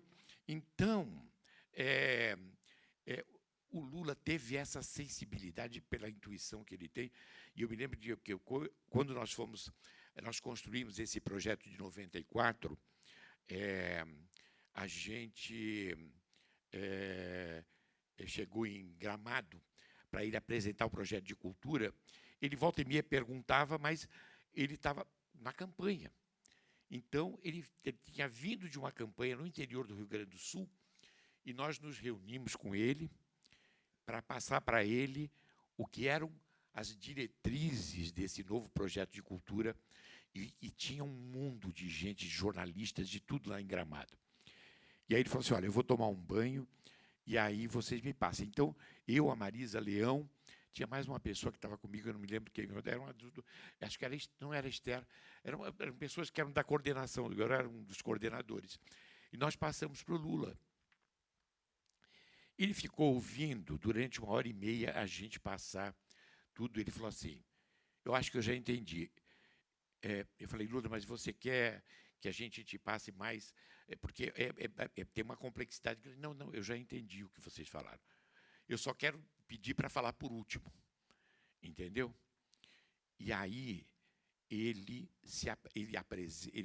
a gente apresenta o projeto, apresenta tudo, e, no final, ele faz os comentários dele e diz do compromisso dele com o projeto que a gente estava apresentando. Parecia que ele tinha trabalhado com a gente o tempo inteiro. Entendeu? Pela capacidade, justamente por essa capacidade que o Lula tem de entender e de fazer essa síntese de um homem que vem do povo, mas justamente nesse universo que ele teve que conviver, muito mais complexo do ponto de vista, vamos dizer, de convivência com a academia, com estruturas aí, vamos dizer, mais... Eu não estou absolutamente dizendo que... Não quero absolutamente dar uma ideia de que esse universo das culturas tradicionais seja menos complexo. Não. Mas é que essa convivência com o universo da academia, com o que se convencionou de chamar de erudito, é uma convivência muito difícil, porque ela obedece cânones muito rígidos, né? Enquanto que os da cultura popular, eles são muito mais maleáveis e muito mais vivos, muito menos convencionais, como você disse que a questão da dança clássica esqueceu, né? Esse contato com essa respiração e com esse elan que justamente vem dessa necessidade, né, de você fazer aquilo, porque aquilo faz parte do seu cotidiano, entendeu? Aquilo faz parte da sua maneira de ser. Então, aí reflete-se na culinária, no jeito de se vestir, no que você canta e no que você constrói, entendeu? Em termos, vamos dizer, justamente desse acúmulo de ensinamentos, que coisa que eu acho que o Ariano ele tinha uma consciência muito clara disso, e ele conseguia passar e transmitir isso de uma forma muito, muito intensa e muito viva. Inclusive, nas obras dele, A Compadecida era uma descoberta de um universo que a gente... Eu me lembro quando A Compadecida chegou aqui, foi um acontecimento nacional, entendeu?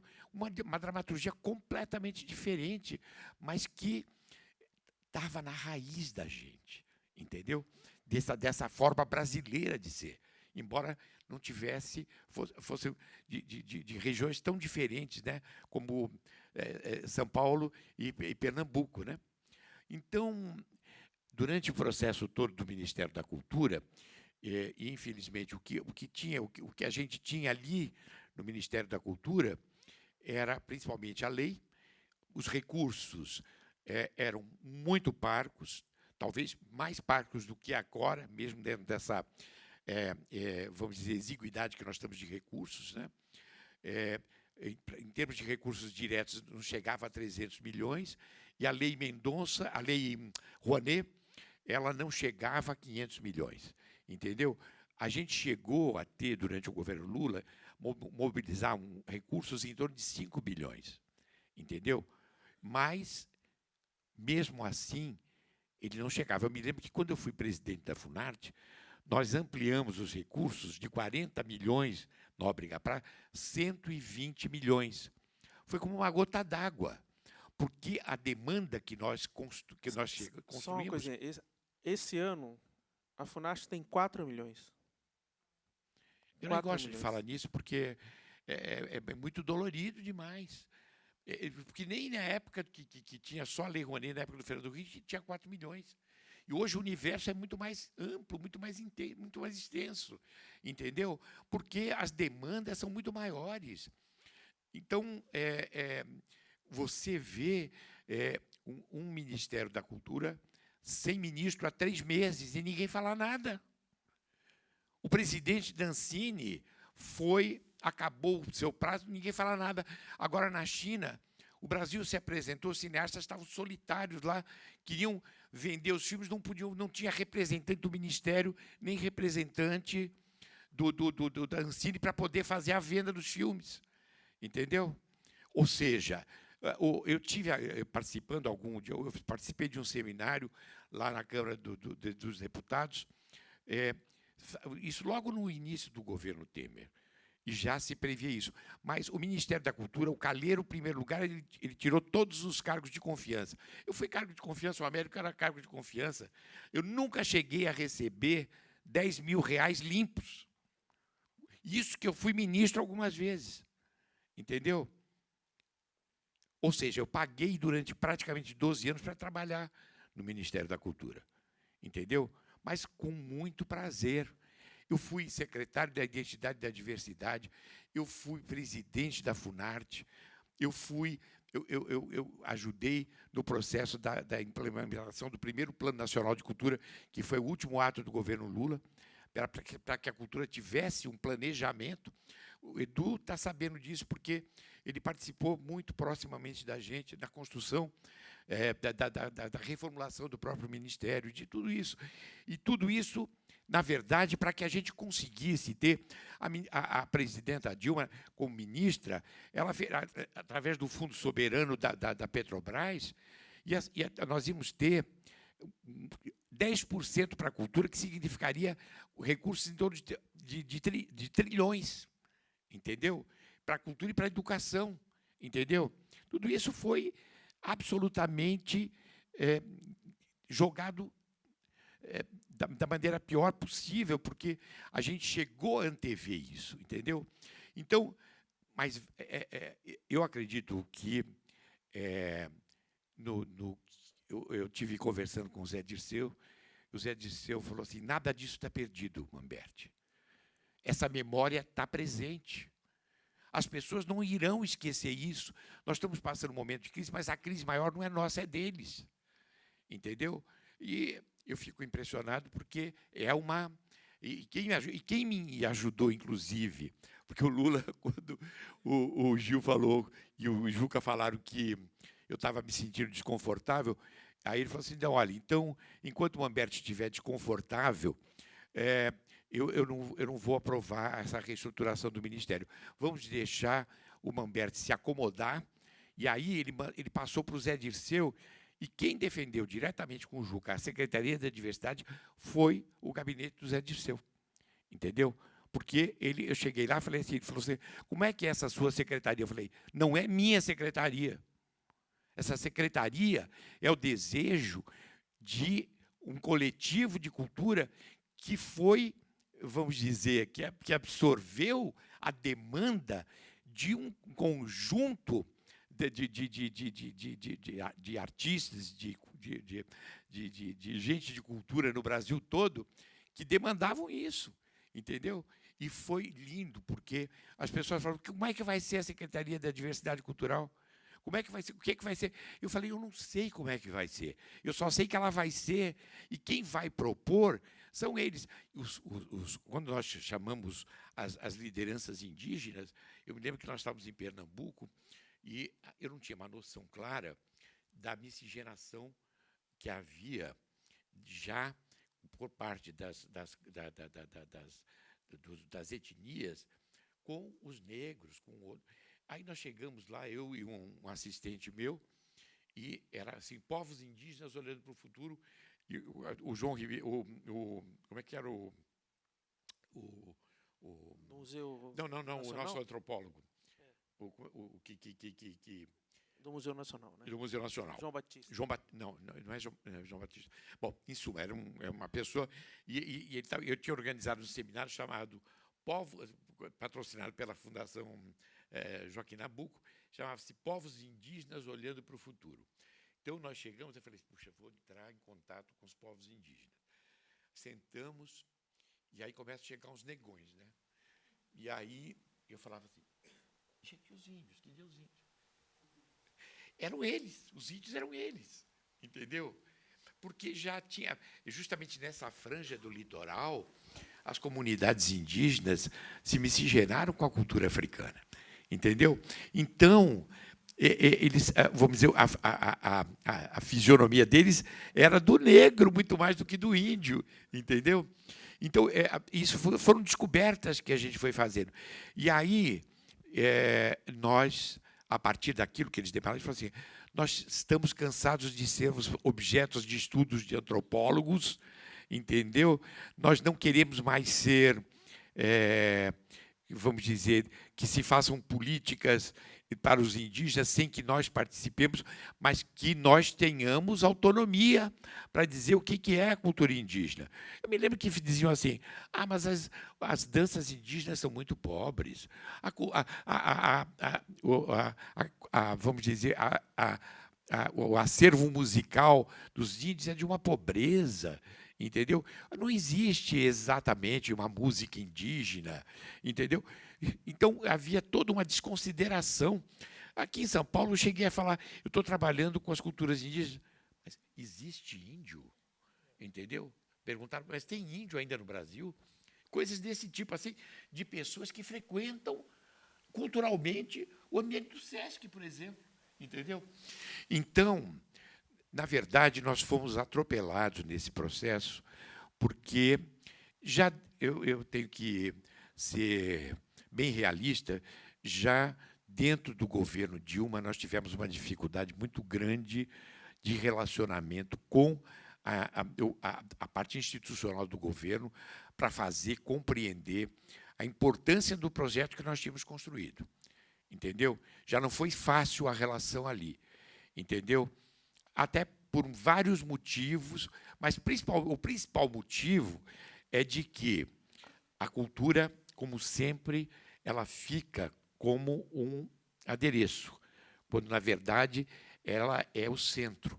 A Convenção da Diversidade Cultural, do qual nós somos signatários, diz que a cultura é o centro, é o processo de construção da sociedade democrática e onde se estrutura o Estado democrático, e a cidadania cultural é a forma de você construir justamente a responsabilidade social e, principalmente, construir uma política que respeite a alteridade, que tenha essa conformação democrática de saber das diferenças e de não só de se conscientizar dessa riqueza que o Nóbrega expressou aqui tão claramente, de uma forma muito emocional, até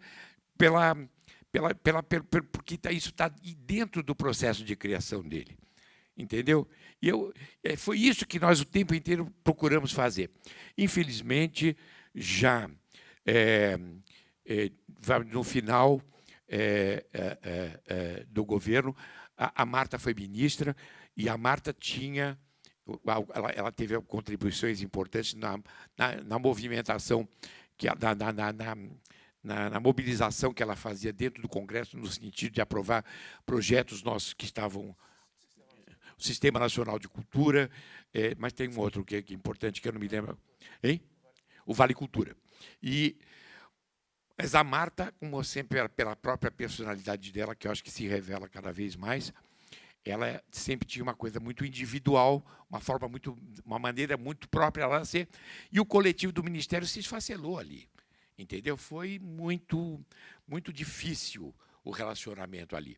Mas, mesmo assim, nós tínhamos um Plano Nacional de Cultura. Eu fui comissário da maior exposição que o Brasil... Você teve nessa exposição de Bruxelas, da Bélgica, e porque a gente entregou isso para curadorias. Então, eu não conseguia abranger tudo, porque era um universo muito extenso. Fiquei 2 anos nessa construção. Mas, pela primeira vez, toda essa amplitude, vamos dizer, da cultura brasileira esteve presente ali. né? Com a presença dos reis da Bélgica. Nós conseguimos fazer com que algumas etnias se apresentassem no Teatro Nacional da Bélgica, que era uma coisa um pouco complicada de ver um palco de um teatro oficial, de repente os rituais indígenas ali, que porque na verdade a exposição de arte plumária tinha tudo. Olha, era uma exposição absolutamente abrangente durante 4 meses, 2 milhões de pessoas assistiram. Para vocês terem uma ideia, os jornais, o Estado de São Paulo se negou a mandar uma pessoa lá. A Globo fez uma entrevista comigo, com a Ana de Holanda, e ela, nos créditos, colocou Ana de Holanda, cantora, Sérgio Manberti, ator. Não falaram que nós éramos comissário-geral, nem que ele era ministro da Cultura. Entendeu? Coisas desse tipo que a gente teve que enfrentar. Mas, de qualquer maneira, a gente não está aqui para churumelas, entendeu? Eu acho que a gente tem aqui esse livro que, de uma certa maneira, conta alguma coisa. A gente está num espaço, não quero falar de resistência, mas num espaço, vamos dizer, construído a partir de um desejo e de uma vocação e de um trabalho realizado, entendeu? Que eu fiquei tão contente de ver o teu espaço aqui, porque eu sei o que significa essa luta. Não foi por sorte, viu? É por mérito. Não, sem meritocracia nenhuma, eu não gosto dessa palavra meritocracia. Mas isso é resultado de um trabalho, de uma luta, entendeu? E é uma luta que, de uma certa maneira, você não está sozinho nessa luta, entendeu? E é isso que nos traz aqui hoje. Então, a gente não está aqui para fazer nenhum tipo de ufanismo e nem fazer uma glorificação de um governo, porque, na verdade, esse projeto não é nosso, e nem desse governo só. Esse projeto é dos artistas e do povo da cultura do Brasil. Muito bem. Gente, a nossa horário aqui, a gente tem até às 10, a gente tem 20 minutos. Eu não sei se vocês querem perguntar, falar. Então, já temos o Edu.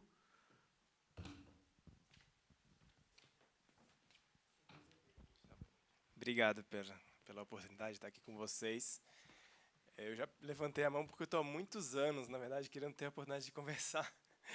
Porque toda vez que encontro alguém que participou do Ministério da Cultura nessa gestão, acompanhei durante 6 anos, né, o processo da gestão do Gil, eu sempre falo, a gente precisa ter um momento de relembrar o que foi, porque parece que era uma ilha no tempo. Assim, o que a gente vive, sabe quando a gente tem aquela experiência que só quem viveu sabe como foi, né? Então, aquele ministério que eu trabalhava como consultor, Eduardo, meu nome, eu trabalhava como consultor em planejamento e desenvolvimento, participação em vários ministérios, mas não existia nenhum como o Ministério da Cultura.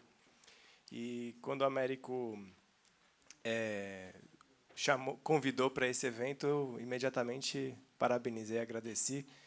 Parece um pedacinho desse sonho sendo realizado, porque essa memória do que foi o Ministério da Cultura, ela é um patrimônio do país, assim, o que se construiu do ponto de vista de política cultural, mas também do ponto de vista de gestão pública, né, e também do ponto de vista de construção coletiva. Eu acho que foi muito pertinente o que vocês trouxeram, né? O Américo trouxe bastante sobre essa gestão coletiva. Você também, acho que isso foi uma marca mesmo, a diversidade vivendo na prática e a todo o esforço de integração das áreas que houve no Ministério, o resgate, a recuperação.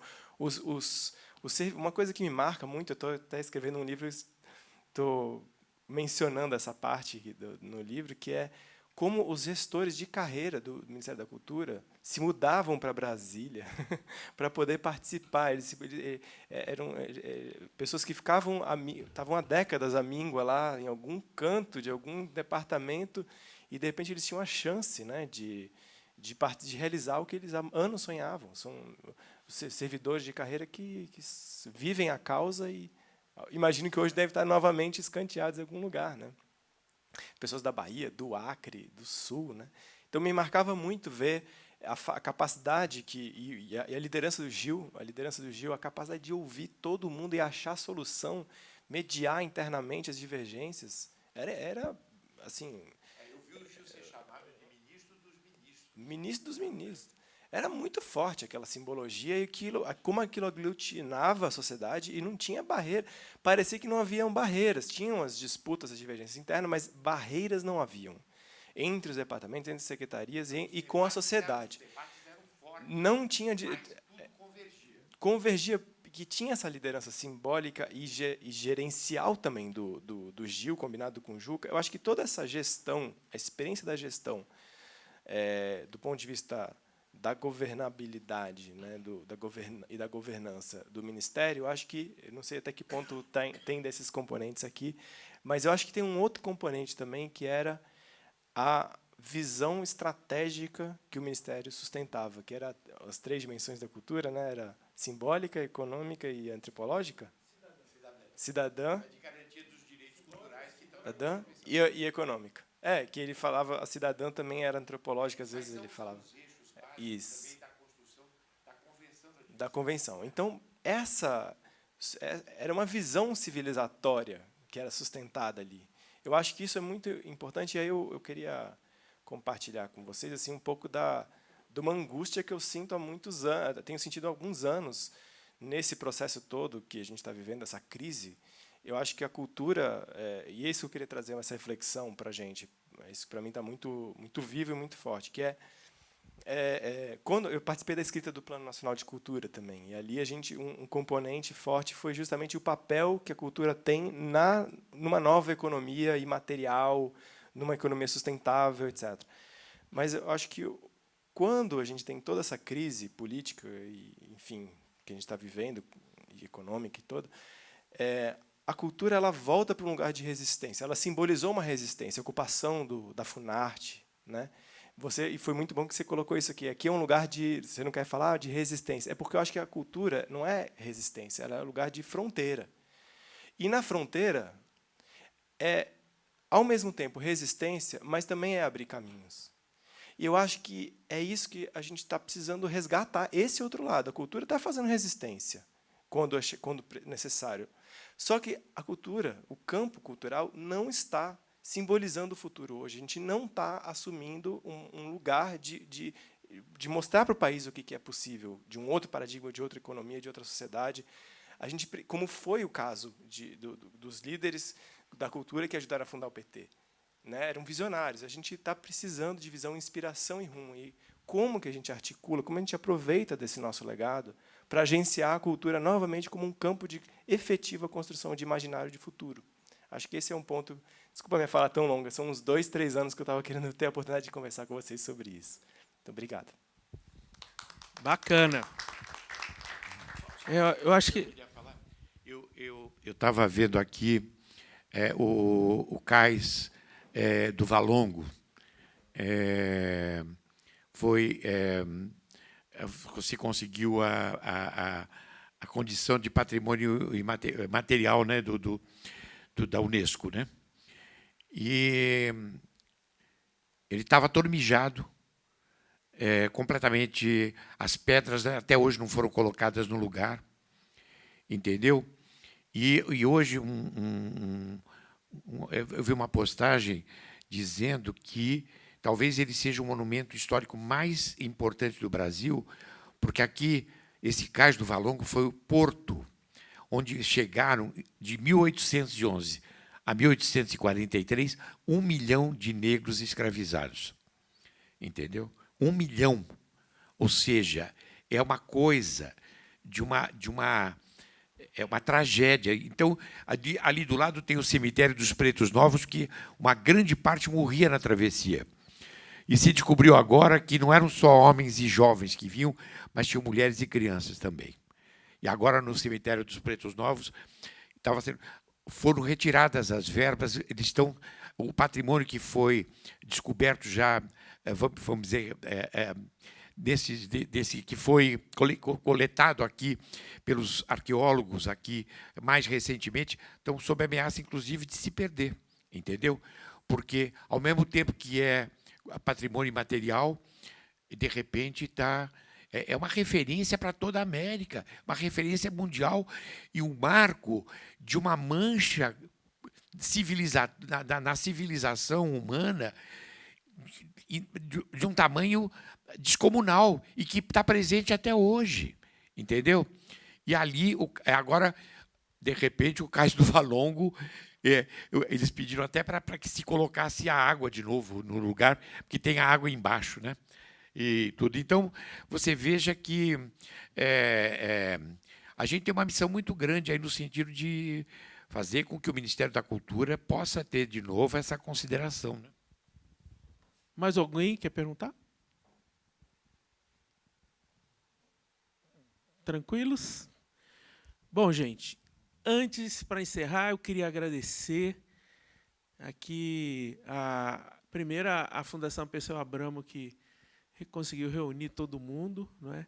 Esse livro ele é gratuito e a gente pode baixar ele em PDF, e a gente vai fazer mais algumas discussões agora. A próxima vai ser no Festival de Inverno de Garanhuns, no domingo 23, o Humberto vai, o Peixe vai, que é um dos autores.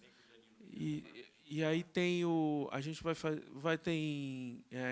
teve em Porto Alegre, então a gente está no Brasil mostrando, e a ideia é que vocês possam aí aproveitar. Eu sempre digo que é um bom material para pesquisador, né? Porque essa história ela está sendo, tem várias histórias aqui interessantes. E agradecer muito de todo o coração aqui ao Instituto Brincante, ao Silas Redondo, que foi o interlocutor, o nosso produtor aqui, né, que a gente ficou conversando por WhatsApp, para cima e para baixo, e, claro, ao Nóbrega, que é o nosso, né, nosso grande amigo e também está aqui com esse espaço maravilhoso, e que a gente possa vir muitas terreiradas aqui, muitas brincadeiras, porque talvez isso seja a melhor coisa do mundo. Então, gente, muito boa noite, obrigado e até a próxima.